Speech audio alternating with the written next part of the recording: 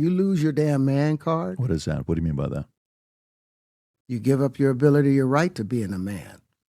A man don't take it, a man gives it. So when you give up that man card, you don't get that back. Are you saying what I think you're saying? Now, I'm saying what I'm saying. When you approach a real man about his masculinity, you're going to get a real reaction back. It's a difference when a guy walks in a room and when a man walks into a room. And a man don't take the same things that a guy will accept. So always be the man in the room. So Terrence Howard, he's a famous actor, and he recently went on the PBD podcast with Patrick Bet-David over there at Valuetainment with the rest of the crew. And what Terrence Howard said to Patrick Bet-David about Diddy and the Diddy parties is, pretty much what we've come to expect from Diddy and these Diddy parties, from what we've been learning. But he even goes a step further when he talks about his own personal experience. So let's just get right into this. And let's hear what Terrence Howard has to say about being a man to Patrick Bet-David after his personal experience with Diddy. You know, there's a short life in Why do you think that is? What the creative side is? Well, because losing out money, you got to take drugs. You're going through so much shit to try and deal with life. You are literally, it's an unhealthy space. And so eventually you're going to go too far, you know? Who knows what happened to Philip? Who knows what he had to do in order to get to where he was at? There's a lot of things that people do that end up sitting and they can't get over it. And they got to keep getting high, hoping to get it out of their head, you know? But when you lose your man card, that's the only thing I can think of. You lose your damn man card. What is that? What do you mean by that? You give up your ability, your right to being a man. A man don't take it, a man gives it. So when you give up that man card, you don't get that back. Are you saying what I think you're saying? No, I'm saying what I'm saying. You don't get that back. You come into this world as a man one time. You give up that right for anything, for fear of being hurt, fear of somebody doing something, for wanting to gain something. When you give up that man card right, you lose some spiritual energy that has always been pushing through. Like if a woman gives up her womanly right of being a mother and taking care of her family and do all those things, when you give up those things, but when you give up your manhood, I've never seen somebody recover from it. That was all the people that went to the puffy parties. That was all the people that did all those things thinking that there was never going to be a consequence for what they were doing. Get punked out and pimped out by some greater desire. You shouldn't have a greater desire than being a man. So I believe that's a big problem with a lot of the actors out there because they get fluid. And next thing you know, once you go fluid, it's gone. You don't have any foundation to pull yourself back from. So maintain your man card, no matter what. Man, one of the things you're seeing, you went to a whole different place. Sorry. No. Patrick Bet-David was not ready for that. But, you got Terrence Howard on your show. You got to be ready for anything. This dude could come at you with his latest scientific discovery that he declares is going to change mankind forever. Or you could get, what we just saw. But let's continue. Sorry. No, I get it. So you see some guys struggling with that. You see Bieber struggling with that. You see some of these guys struggling with that. They can't get it out of their head. They can't get it out of their head. The things that they did, no matter how they did it, whether they were drunk or high or whatever, you gave up your man card. You need therapy. And that's the thing that hurts them the most. And so they end up on drugs, end up every way to try and get rid of any principles there are. And that's what the business does. And the women that trade their bodies to go and get the role, they get to the point where they have their Oscar, they have their money, but they don't have their dream. They don't have the soul that they started with. So it's like achieving don't mean anything. If I get all the Nobel Prizes from doing all of this, but in the process I have to trade out all of my integrity to do it so that they can stay in place, what benefit is that if I lose my integrity? You got to go in as a principal. And what we were brought in here as men.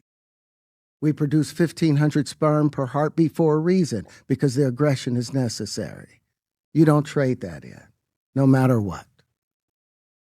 Did you ever have the opportunity where you got invited and you said no to it? Hell yeah. What was the Hell consequences yeah. I when you mean, said no? Puffy invited me for weeks, asking me to come and teach him how to, wanted me to be his acting coach for a while. Go there, and he's sitting around just looking. I'm like, okay, what's the material you want to work on? He's just looking at me. Then next thing you know, okay, hey, will you help me? I want to hear your music. So I come over there and I play the music, and he's sitting there just looking at me, like waiting. Okay. So then my assistant was like, he wants to hang out with you next week. And I was like, for what? He's like, I think he's trying to fuck you. That's what my assistant said. And I was like, oh, okay. Now I get it. So now no more communication. Now you know to be hands off with somebody. A number of producers come in to make the approach, and you threaten to punch them in the mouth, or threaten to knock their head off for talking to you like, or looking at you like you're a woman.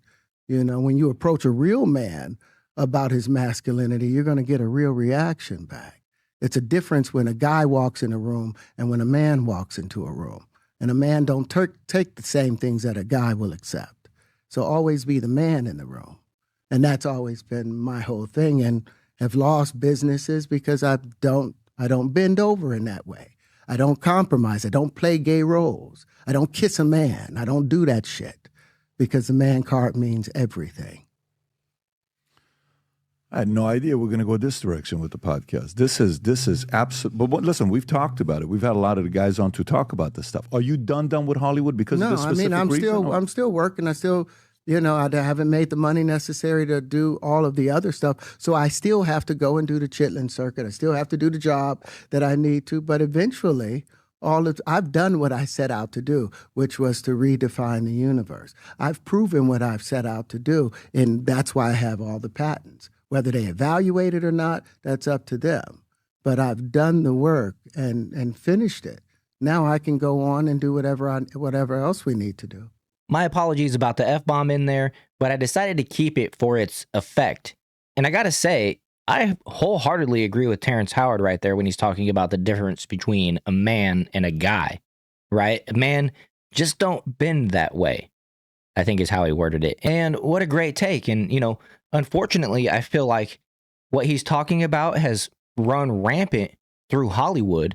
And I think it's safe to say that you and I both know that our assumption of what was going on Epstein Island and these Diddy parties is exactly what Terrence Howard is talking about right here.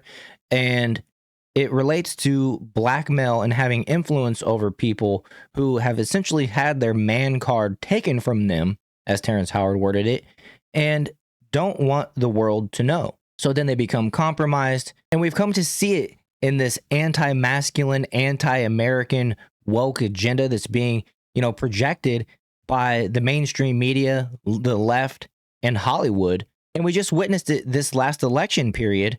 We have, superheroes, Marvel superheroes out here saying that Kamala Harris is the best option over Donald Trump, even though we just witnessed probably the greatest 100-day period of any president, certainly in my lifetime, and maybe our parents' lifetime. And I can already hear the left crying about, ooh, Trump's tariffs, and he's employed a billionaire, and blah, blah, blah. I don't care.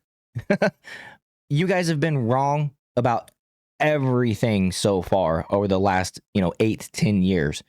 And I'm not willing to hear you now. It's time for you guys to take a back seat, listen, and let the adults and the men run things for a little while. And if at the end of Trump's term, we're not in a better position, then you can come out and say, I was right. But it's just not going to happen, in my opinion. And if you agree with that, make sure to hit that like button, subscribe to the channel, and visit me every Monday, Wednesday, and Saturday at 7 p.m. Eastern Time, where I go live with the Jar Openers podcast. We have a good time over there. The show's been growing, and I'd love to see more interaction in chat, and I'd love to see you there. And as always, thank you for watching to the end. That really helps out the channel, and I'll see you guys in the next video.